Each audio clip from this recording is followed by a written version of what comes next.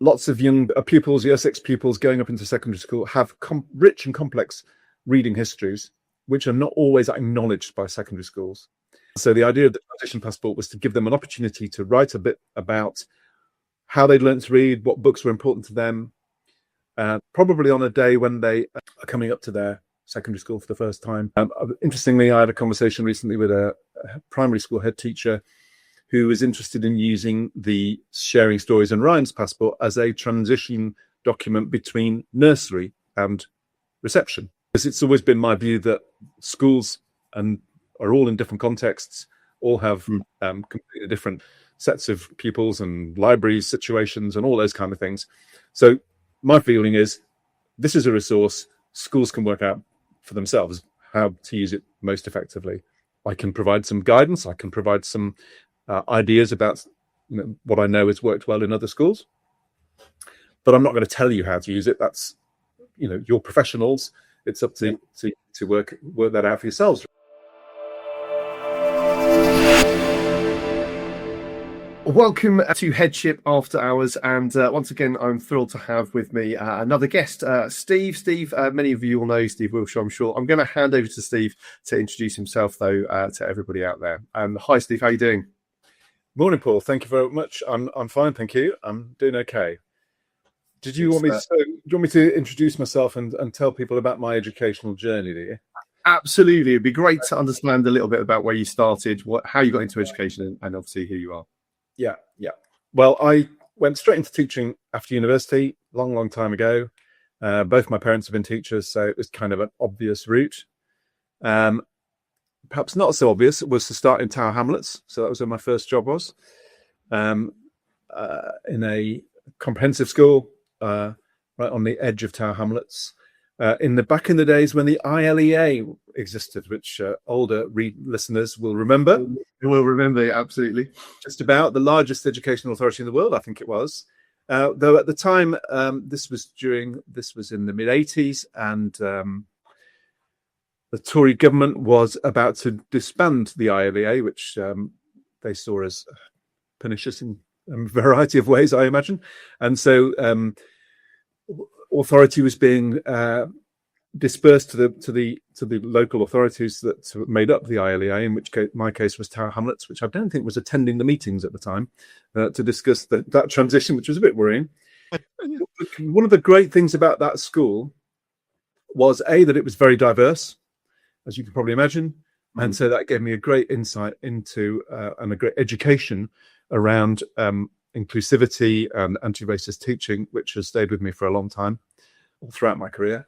And I think your early teaching experiences really inform who you are as a teacher, don't they, really? Yeah, definitely. And it was a school, a rare beast even then, I think, but possibly much rarer now, where every lesson was taught in a mixed ability setting across every subject.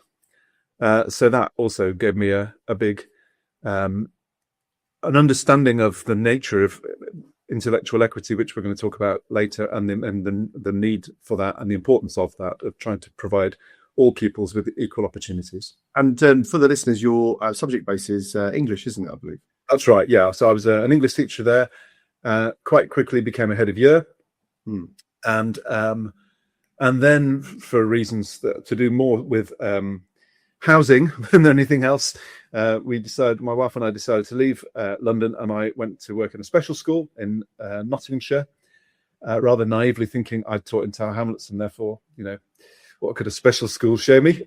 I was completely wrong about that, but I realised special school education wasn't really for me, although again, I learned quite a lot in the process of that. I only stayed there 1 year, which was longer than some people.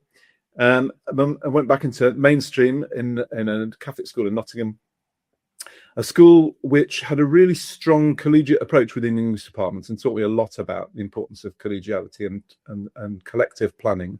We worked really well together as a team there. So I got that job to replace somebody who was on a secondment, so it was a 2-year temporary terminal job, and then went on to work in a number of other schools in Nottingham at the time when CTCs and those kind of things were being established. So I taught in a school that had 400 kids, but had room for probably 1,000 because everybody else had gone off to the City Technology College round the corner. So that was an interesting experience. And then became a head of department in another Catholic school, not that I'm Catholic, but just coincidentally, in Nottingham. I really enjoyed working there for 5 years. And then again, possibly more for family reasons than anything else, we decided to move to Lincolnshire. So I took a sort of parallel move and went into another comprehensive school as another head of English job. Did that again for 5 years. And I think what I realized during the course of that was the importance of keeping things simple for people, really, and being an intermediary between senior management and the teachers in my department, and helping to interpret and inform them of what was going on that they needed to know, but keeping things as straightforward as possible, really, within the department, so that we had really clear principles about how we were working, why we were working like that, and how we were moving forward. And I'm sure we're going to pick up on some of those, maybe those principles that have moved into sort of what you'd now describe as pillars with some of your work. What's the kind of, just picking up on your leadership trend thought there? What do you think is the most what's changed the most in your sort of leadership thinking over time? So if you go back to kind of when you were starting out supporting being middle leader, and sort of now the work that you do maybe with other people, leadership generally in consultancy, what's been the biggest shift, do you think, or has that continually always been the same? I think it's largely been the same, but I think I've probably realized the importance of being able to articulate it more clearly as time has gone on, and I've done a lot of work on that in the last 6 months, really, of working out about pillars. I mean, it's an overused metaphor, isn't it? Having some pillars, but nevertheless, I realised that there were a number of things that I'd worked on during the course of my career, which to an outsider might seem unconnected.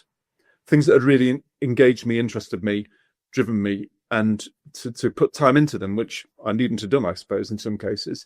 And I knew that there must be an underlying theme which tied those things together. But I'd never really got to the stage of working out and articulating exactly what those themes were. And that's where the 4 pillars came from. Really doing some careful thinking around what it was that linked functional fluency, which I guess we'll talk about later on, with my focus on reading, for example, or my work as a head of year, or later as a head of department. The things that really underpinned my practice in all those areas. And that's where the principle came from. That's really helpful. And I think, like you say, we'll come on to functional fluency and kind of that for listeners, what is that maybe in a second. Yeah. But definitely, let's talk about reading first. I mean, obviously, as an English teacher, and I think any teacher is passionate, or should be obviously passionate about reading, about literacy for all young people. You've got, was it 2008 you started the Rooted in Reading? Can I, in the process of telling you about that, I'll finish off the rest of my career, if you don't mind. No, of course. Yeah, absolutely. 2006. Yeah, definitely. English in a comprehensive in Lincolnshire, and then moved into the School Improvement Service, which at the time was run by CFPT, who later became EDT. And it was whilst I was there that it was announced that 2008 was going to be National Year of Reading, and 2026 is National Year of Reading. Absolutely. Yes, so nice circularity there. And the person in charge of CFPT, his wife was a primary school head teacher and wanted a reading promotion package. And so he asked me to produce something. And I think I probably got rather more engaged in that than he might have imagined, because there was at the time, I think it was the Reading Agency or the National Literacy Trust, one of those, had produced something that they called a reading passport. But basically, it was a PDF that you could download with a cartoon by Quentin Blake, and you folded it up and it made a little tiny booklet. And I thought we could do something a bit more sophisticated than that, so that the first reading passport was born.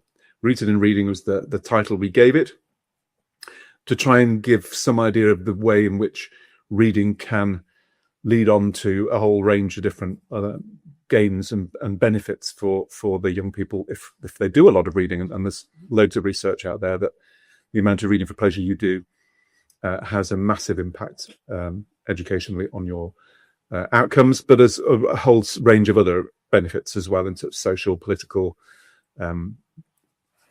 well-being, all sorts of things that reading can do for you. So I started developing that. I developed one passport. My son at the time was about 10, I think, younger son, and he was in primary school, obviously, and he'd started reading books by Maurice Gleitzman, possibly because I'd discovered, rather to my surprise, that Maurice was from Lincolnshire. Hardly anybody famous is, I might get slagged off for this, but hardly anybody famous is from Lincolnshire. We've got Tennyson, Newton, Margaret Thatcher. That's about it, really. But it turns out that Maurice, whose father was a Polish airman during the war and was based in Lincolnshire, had been born whilst his father was connected in some way with Lincolnshire. And so he lived here for quite a while before moving to London. And then subsequently, when he was, I think, about 18, going off to Australia. And I'd arranged, he was coming back, and I don't know how I'd discovered this, but I'd arranged for him to do some work in some schools in Lincolnshire. And of course, in the process, took the opportunity to show him my son's reading passport, which I think has room for 24 books, newspapers, books, magazines, poetry, drama, that kind of thing. And around about 16 of them were books written by Maurice in the case of my son's completed passport. So obviously Maurice was quite pleased to see that, I think. Yeah, I'm sure. Agreed to be the patron of the whole scheme, which was really good of him.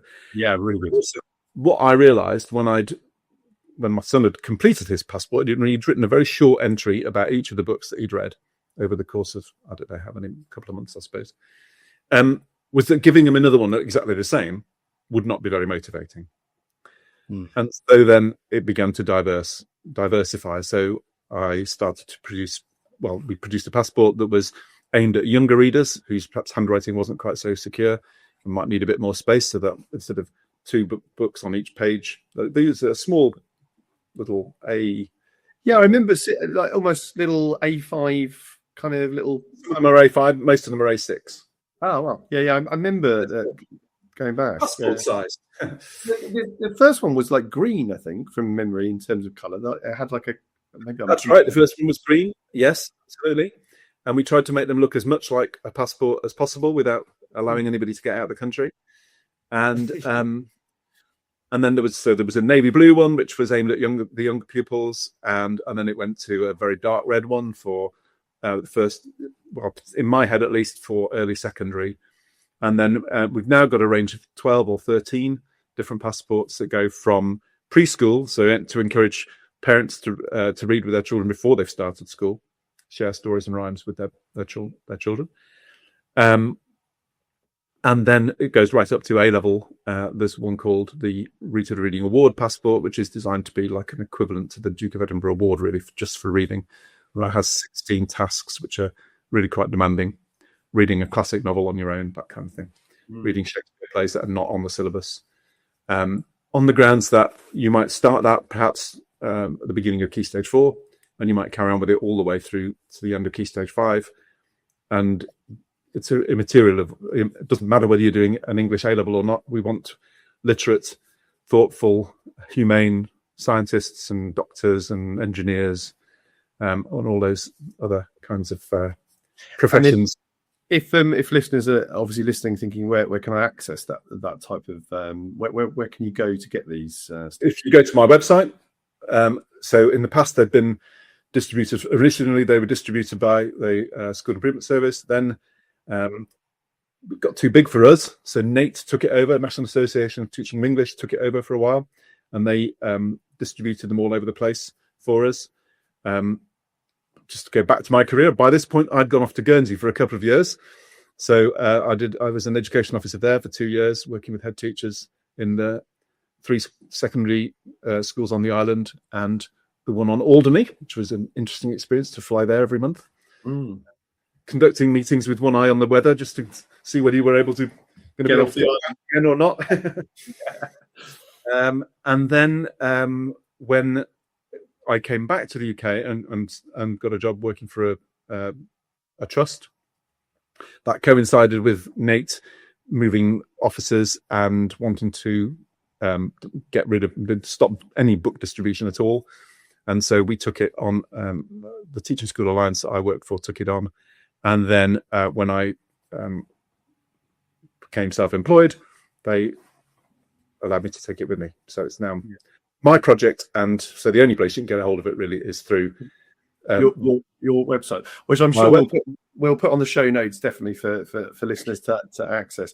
So I suppose kind of rooted in reading, you've clearly got, as an English teacher, but also looking at that level of how young people access their literacy and how that stems through from a transitional point, both that you've talked about early years right the way through to A level there is really important.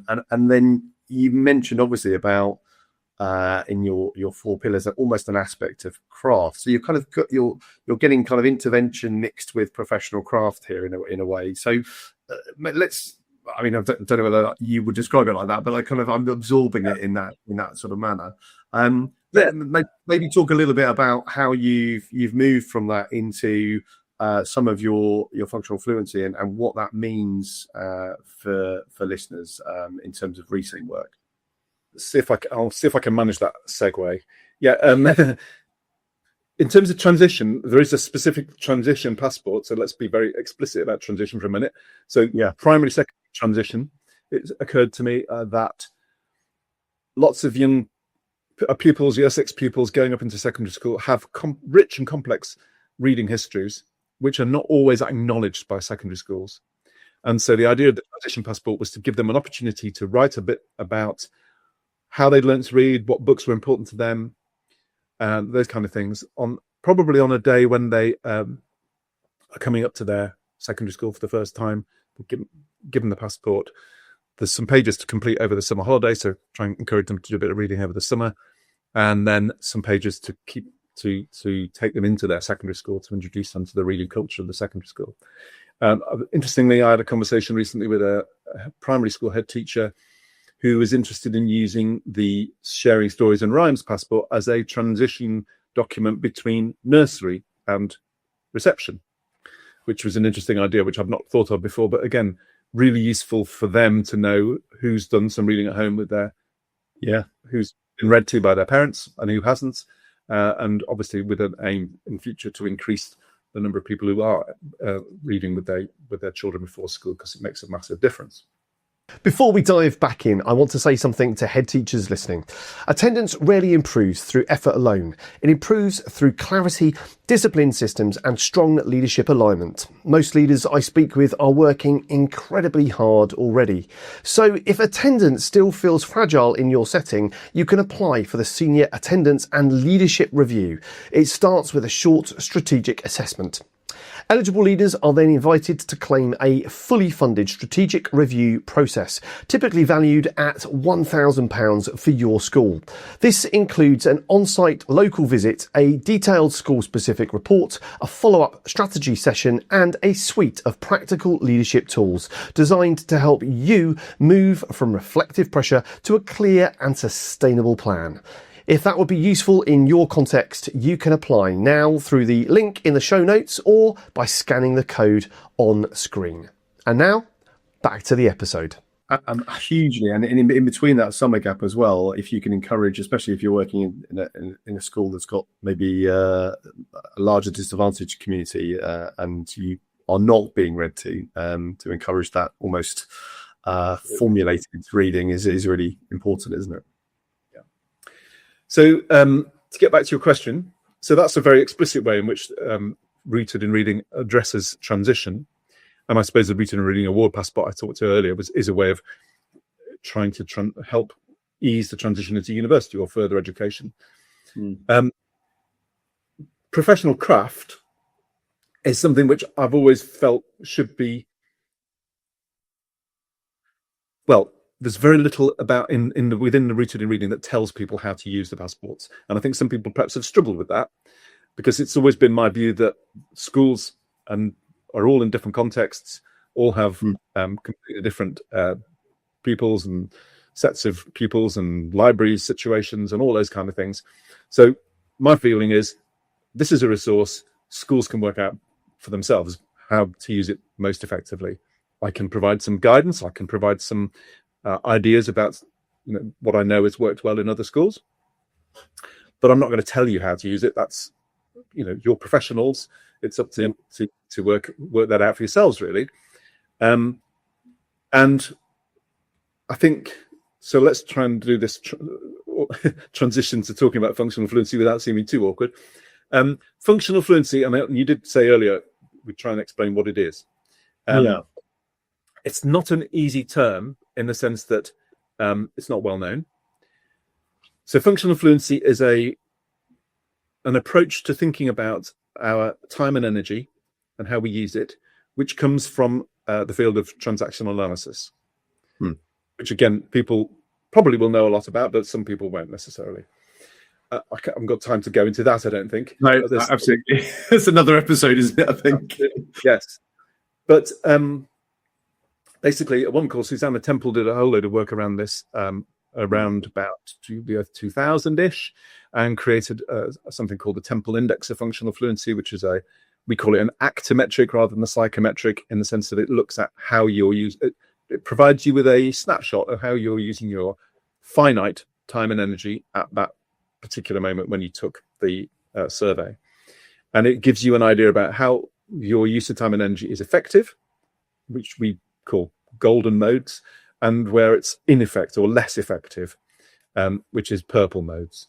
And then that leads into a discussion with whoever your functional fluency provider is or professional that you're working with around creating an action plan to help move your behavioral choices away from the less effective modes into the more effective modes, so that you and whoever it is you're engaging with can thrive. So that's a sort of very quick potted history or explanation of what functional fluency is. I wanted to use the full phrase in the title. It's the only book, I think, really, that has functional fluency, at least in this meant in this way, in its title. There is another book called The Fluent Leader, which is about functional fluency, but avoided using the word in its title. And I'm conscious also that it's perhaps makes people think it's all about in fact, it seems a bit like managerial speak. It's not. That's not how it's intended. It's got a very specific meaning, and it's very much about helping teachers to identify how they relate to young people in classes, particularly, and how they can make that more effective, and also to understand the kind of responses that they're getting from pupils and get a feeling for why it might be that sometimes lessons work really well and sometimes they don't work quite so well. I think that's useful in terms of listening to the explanation of and why you've used it with the title wise, but what it is. When I was doing some pre-reading before we spoke, obviously, I kind of felt like it was about, and please correct me if I'm wrong here, but the sort of quality of interaction that you may have, I suppose, if I was going to maybe summarize it really briefly. I think what's really helpful maybe for us to break down is we talked about this a few minutes ago, is about these pillars that you've crafted in terms of the language you've used. And again, if I'm getting this wrong, do let me know. That they're kind of radical simplicity, intellectual equity, relational agency, and professional craft, I think would be the pillars. Put maybe to in no particular order, indeed not necessarily all of them, but maybe take listeners through some of that, Steve, and what that is. Yeah, thank you. And it's probably worth crediting here. So I'm an associate coach with an organisation called New Level Results, and they have a package called the Curve, which is a very detailed coaching package, which I did the training for about 2 years ago now. And as a result, what came out of that was, and this was with people who weren't involved in education, and a number of us agreed to co-coach each other. So my coach is a great bloke called James Morse, who runs a coaching practice called Mirror Peak Coaching. And what he encouraged me to do was to think really carefully, more than I'd ever done before, about what my story was and what the offering is that people who might want to work with me would get. And so that's what sort of focused my thinking around trying to come up with the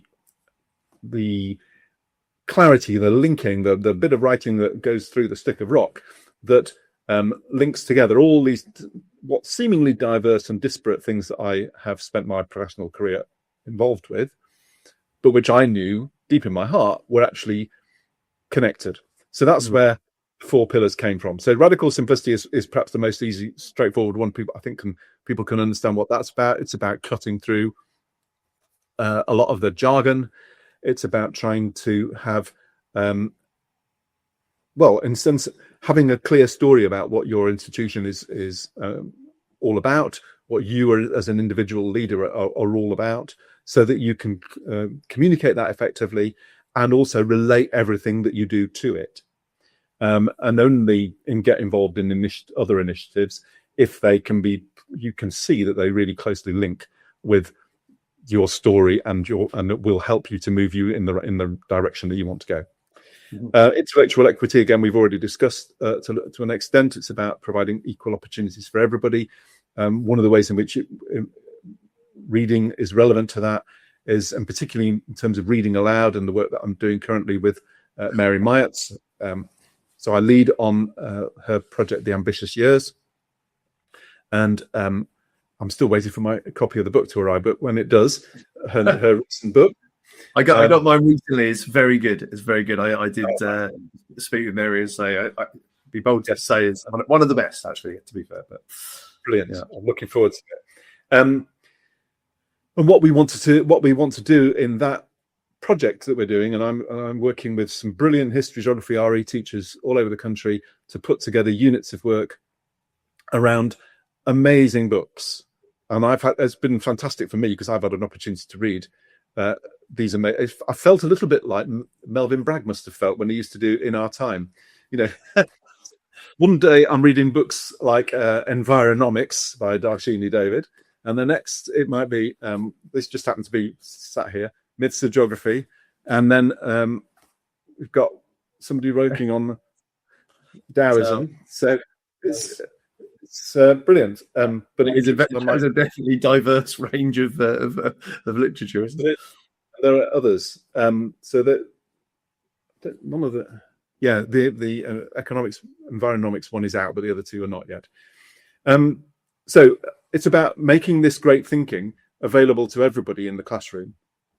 In Key Stage 3, I mean, these are not books that anybody ever imagined, I don't think, using in Key Stage 3.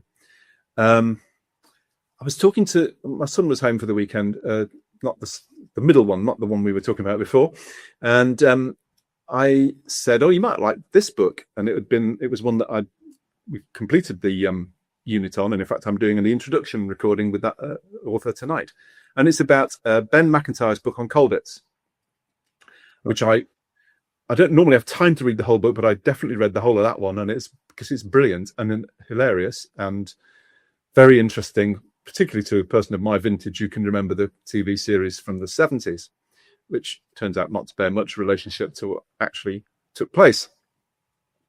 And he said to me, "Oh, I'd love to read that, yeah." So he's taken it away with him. And I was telling him what we were doing with it and how it was going to be used in a Key Stage 3 unit. And he said, that's almost the exact opposite of what my Key Stage 3 experience was like, where it was just read the textbook, answer the questions, and actually taking any real interest was almost discouraged. Wow. And which is terrible, isn't it? Yeah. Whereas I know that if he'd been exposed to that book when he was 12 or 13, he would have wanted to read the whole thing. And I know that when the unit comes out, and if people start teaching it in September or whatever, there will be, in any given class, 4 or 5 kids who will be so taken up by some of the stories that they'll be exposed to in the lessons that they will want to go and get the book and read the rest of it. And we know from experiences that we've come across already of teachers in Gosport who are using some of the early units that I think it was on Prisoners of Geography in that case, where young people who've done the work on the chapter that's about Africa have wanted to read the rest of the book and have gone away and found it somewhere. So that's an amazing thing that I'm privileged to be involved in, and is really about making this available to everybody, and that's where the intellectual equity comes in. Yeah, and I think just to kind of come in on that, when I was speaking to Mary recently on an episode, but equally others, I think she summed it up with we were talking about a level of what you put in front of young people, obviously based around the ambitious years work as well, like you just mentioned, and I think she used the words, but don't quote me on this, the gorgeous imagery and irresistible language that you can put in front of a young person. Those two sort of phrases where you kind of eat those phrases almost. In terms of the way in which you listen to them, and I think that's really important that we do that for all learners, definitely. And those two, like you said, I think they're really clear. Let's talk a little bit about the others, the relational agency and the professional craft, and what they mean. Yeah, relational agency is perhaps the most nebulous sounding, but it links really clearly with, certainly to me anyway, with the idea of with functional fluency. It's about trying to make clear to people that their behavior choices are choices. They're just that. You don't have to behave in the way that you always have behaved. You're actually deciding to do that on a daily basis, and you could decide to behave in different ways, and that would have different consequences. So by giving teachers, but also young people, and actually the book, The Functionally Fluent Teacher, is, although it has the word teacher in the title, it's actually about schools in their fullest sense. And one of the things it proposes is teaching functional fluency to young people so that they can start using the model themselves to think about their own behavior and to begin to moderate it more appropriately and take more control over their own behavior and that of their peers as well. So it's using, so relational agency is really about helping people to understand those things and give them some control and some power to understand that they are in control of how they behave, and that their behavior will determine the nature and richness of the relationships that they have with both their colleagues, their leaders, their pupils in their classes, their families, everything.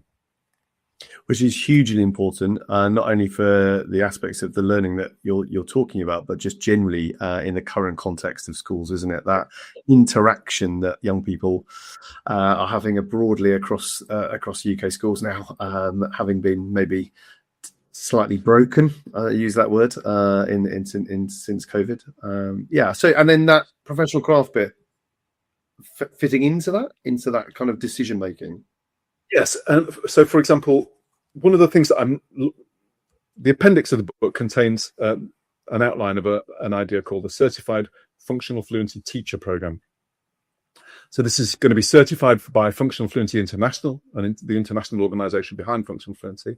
It's going to have 5 elements to it. The fourth element is the one that most directly relates to professional craft. I've written a set of 12 lesson outlines to teach functional fluency to young people. They are very much draft outlines. They're not lesson plans. How you utilize them in your school would depend entirely on your context. So the fourth element of the program is to attend a workshop with me where I will go through those draft outlines with you and discuss ways in which those lessons can be adjusted to fit the needs of your school and your pupils. So that's where professional craft comes in. And the idea behind it is that there's an idea from a woman called Levin who came up with cycles of development theory, which says that basically each part of your life, you need to go through a series of stages in order to function effectively within that part of your life. And when there's a new change, which might be starting a new school or it could be starting a new key stage, there is some work to be done in order to establish the foundations of that key stage to enable you to move forward effectively. And therefore, I thought it would be really useful to teach these 12 lessons at the beginning of key stage 3. Possibly could be done in primary school as well, but we'll leave that for a minute. So teach them at the beginning of key stage 3 because it will provide your pupils with a real a bedrock idea about behavior, what constitutes effective behavior and what's less effective.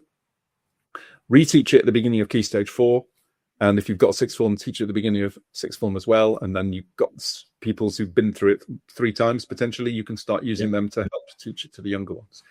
So, but I'm not going to tell you exactly how to do it. I'm going to expose you to the ideas. I'm going to provide you with a set of draft outlines, and I'm going to work with you because you're professionals. The teachers are professionals. I'm a professional, and we can work together to create something that will suit your context, which might be very different from another context. Or it will be very different. And that part of crafting that foundation is as you say, is important to every school's context, isn't it? Yeah. It can vary, but the foundations will be there. I think we've had 20 odd years of being told what to do. If I think back to the time when I was a local authority consultant, I went off to national training on the literacy strategy, and then was supposed to deliver that verbatim, more or less, to heads of English. And heads of English in Lincolnshire, like everywhere else, are quite a opinionated bunch. And we had to moderate it, and we adapted it. And I used my professional craft in order to do that, to work out what was going to work, what wouldn't work, and what was the most effective way of delivering that material. And that's the same kind of model that I'm thinking of for this certified functional fluency teacher program. Well, I think those 4 pillars, there's some really interesting thought processes, and I know if people are listening to this thinking they'd like to kind of deep dive a bit more into that thinking, not only can they obviously come to your website, but the book. Do you want to say anything about the book? Well, the book came out in here's the book. Yeah. I suppose it might be worth just briefly explaining this strange pattern on the front. Yeah, definitely. So you have to imagine, there is inside there is a version of that diagram with the functional fluency model sitting behind it, and you've got golden behaviors in this area, sort of, and then the purple behaviors are higher up and lower down. And what I've tried to capture is possibly impossible in the form of one diagram, but basically what I'm trying to show is what might functionally fluent teaching and learning look like.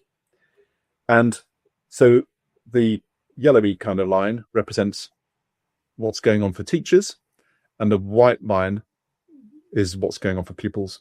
And so let's start with the teachers. They're doing so up here. We've got, I'm trying to remember a model that's not there, and think of, and also in mirror image. So it's back looking after other people, which is what the top half of the functional fluency model is all about. Top third, sorry. Involves a balancing of nurturing and control, care and control, sorry. And this positive form of, effective form of caring is called nurturing, and the most effective form of control is called structuring. And so and the teacher is deciding on a minute-by-minute basis whether pupils need, at that moment, structure or care. And they're deciding by dipping into, and you can't see this here, but here there's the accounting block, which makes the middle third of the unit is here. And that can only be done in an effective way. You either do it or you don't do it. Yeah. And as you will know from lots of lessons you've seen, where teachers don't do enough accounting, that's when they make the wrong decisions, and they perhaps focus too much on, let's say, structuring, and they're not taking account of the fact that the pupils actually are a bit lost and don't know what they should be doing, and they need a bit of care in order to get them back on track. So that's supposed to show that. And then the bottom third of the diagram is all about spontaneous behavior and cooperative behavior, which are the positive, the more effective forms of social behavior and sort of self-actualization. And there's a less effective forms are compliant resistant behavior and immature behavior, which hopefully your pupils don't want to be dipping into. And so the idea is that teachers have to be a bit spontaneous occasionally. So that's why the line does come down here, but it's narrower to indicate that they're probably putting less time and energy into that. So the teachers need to be cooperative, and they also need to be putting some time and energy into what's over here, spontaneous behavior. But probably the pupils are going to be putting more into that, but pupils also need to be doing a bit of caring and structuring occasionally, whether they're in a form of group work or whatever it is. So that's what that's supposed to try and capture. There's a lot of complexity there through one diagram. Wait for it to carry, perhaps, but that's what it's trying to get across. And there is a version in here somewhere, if I can find the right page, which here it must be somewhere here. There it is, which shows that in a bit more detail. And also it's a less effective form of non-functionally fluent teaching and learning, which is characterized by much longer, more angular lines going through all the less effective parts of the model, demonstrating something that is not fluid and dance-like this pattern is supposed to show here. And I think, obviously, if people can't see the detail of that on the screen, I think that's really worth picking up the book and having a look at it. I know that when I was absorbing some of that, it reminded me of the phrases you see people do aspects of these pillars in the profession. And often if you're a newly qualified teacher in ECT, you might, in awe wonder how, what, why are they doing it? What's the magic wand that they've got that you haven't? And all of those types of conversations that exist. And equally, there are leaders that look like they are, the most amazing child whisperers on planet Earth that are getting out of young people something that you just don't know how that's happening. And the structure that you've put together very much reminded me about some of that and how people can then look and think about how craft, how relational practice and how the influencing and everything you've talked about can be put together so people can learn and can develop, I suppose, those behaviors that you talked about at the very beginning. So I think it's very, very, very useful for people to look into and useful for you to explain it in person as well. That's you need a little mini recording for every book, so it goes through. Yeah. Sorry. Yeah, I was just going to, what it tries to do is in each chapter, there's a theoretical section at the beginning, then it goes on to some, I've talked to a whole load of practitioners who've used functional fluency with it in their different aspects of education. And then there are some examples of situations, which I hope are fairly common ones that people recognize, which I then talk through and analyze in relation to functional fluency terms and relate to the model. And then there's also a sort of running fictionalized account of a middle school that's trying to introduce functional fluency, which runs through each chapter to see how they, over the course of a year, progress with their implementation. And then the final chapters are about bigger topics like how functional fluency can help you to address things like racism and sexism and some of those really big issues, that societal issues that are affecting us all the time. Yeah, absolutely, and that's an ongoing discussion for every leader, definitely. Now, I would definitely urge leaders to grab a copy because it's great, Steve. And I think in terms of the very quick summary that you've just given, and what we've been talking about, I think it's hopeful that leaders will get a flavour of that and go and pick up the book. I know we talked about kind of things that people can access your website. They can come to you for details for the rooted in reading. I always ask my guests towards the end of the discussion about what piece of advice, what sort of nugget would they give to leaders out there based on the pieces of thinking that you are currently working on. So I'll hand that over to you and say, what would you say to leaders?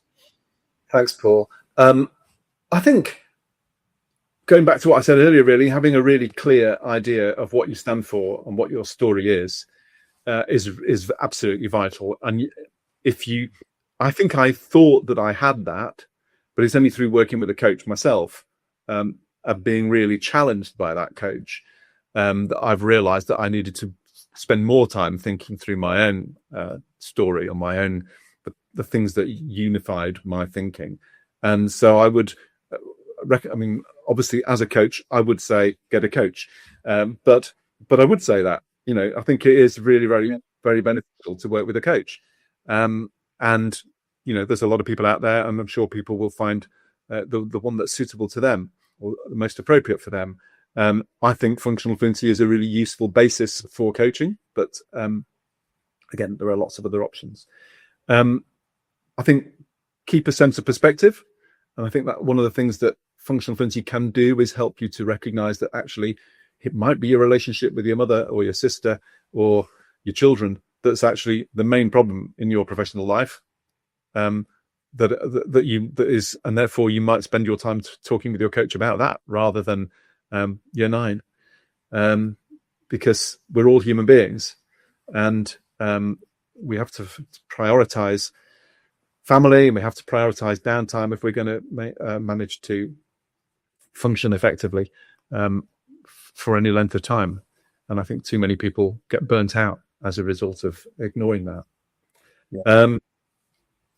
I think the accounting framework, which is central to functional fluency, can help you to understand that and to deal with challenging ideas. And also it provides a way in which you can look at and question new things that come up. New things come up all the time.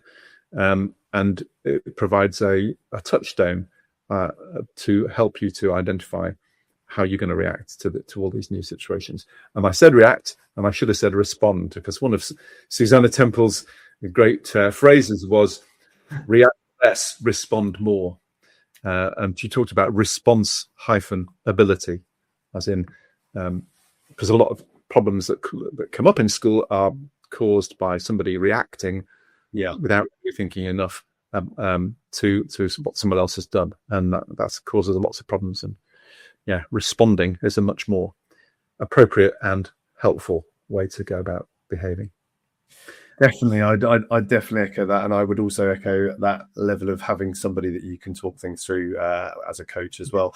I think just to summarise on some of the things that you've spoken about within that, and just for the end of the episode, really, that radical simplicity for me as a phrase is really important. And you mentioned bedrock, you mentioned stick of rock. In our conversations that we've had, and that kind of running thing that goes through not only what you've talked about in the book, but as an individual. Some people might call it moral compass, whatever the words that I think is so cool for us as leaders, because we come back to that every day on the things that we're thinking about, the challenges that we have in front of us. So leaving leaders with that. What's yours and how do you use it, I suppose, is the question of the day. Steve, thank you so much for some of your time and giving some, as I expected, words of wisdom. Really appreciate it. And I know we'll put on the end of the show notes your details for people to contact you. I'm sure you're happy for that. Look forward to some of the responses from the books and the other work that you do. Thanks very much for your time. Yeah. Thank you very much, Paul. It's been lovely to speak to you. Thanks. If today's conversation resonated and attendance remains a pressure point in your school context, you can apply for the Senior Attendance and Leadership Review. It begins with a short strategic assessment. Eligible leaders are then invited to claim a fully funded review process typically valued at £1,000, including an on-site school visit, a detailed report and practical tools to support a clear 90-day plan. If that would be useful in your context, you can apply now using the link in the show notes. Thanks for listening and stay connected.